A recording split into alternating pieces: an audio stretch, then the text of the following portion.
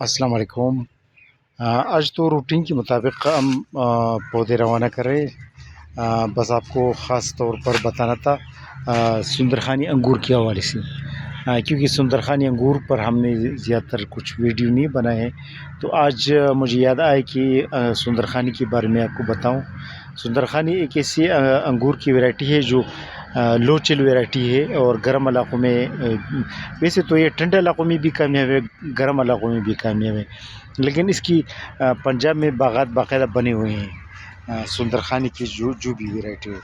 تو آج آپ کو سندرخانی کے بارے میں بتانا ہے، کیونکہ یہ گرم علاقوں میں کامیاب ہے، اور سندرخانی بڑی آسانی سے جو ہے نا یہ گرو ہو جاتی ہے۔ بس اس کے لیے کچھ خاص، اگر کوئی کمرشل باغ لگانا ہو تو اس کے لیے کوئی خاص سپورٹ لائننگ کرنے کی ضرورت ہوتی ہے، ٹائم پر پروننگ یعنی شاخ تراشی کرنے کی ضرورت ہوتی ہے، اس کے علاوہ زیادہ کوئی نگہداشت کی ضرورت نہیں ہوتی۔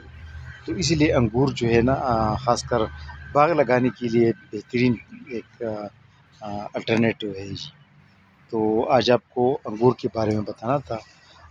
انگور کے ہمارے پاس کئی ویرائٹیاں ہیں، ریڈ روبی بھی ہے، اور کابلی بلیک بھی ہے، ایرانی پنک ہے، اور سندرخانی۔ تو یہ چار پانچ ویرائٹیز ہمارے پاس دستیاب ہیں۔ آج تو یہ کچھ پارسل بھیج رہے ہیں۔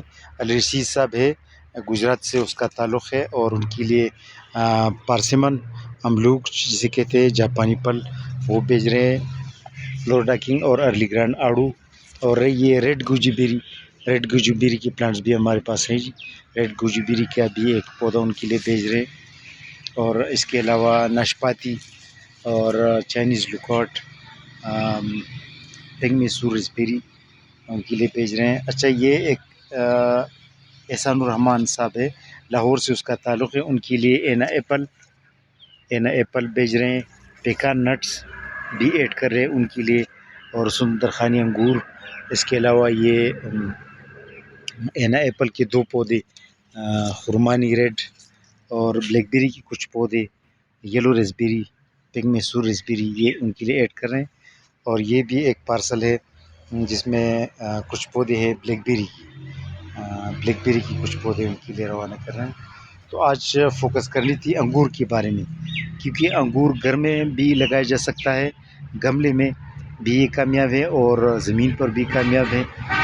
تو انگور پر فوکس کرنی تھی آج کی ویڈیو میں۔ اللہ حافظ۔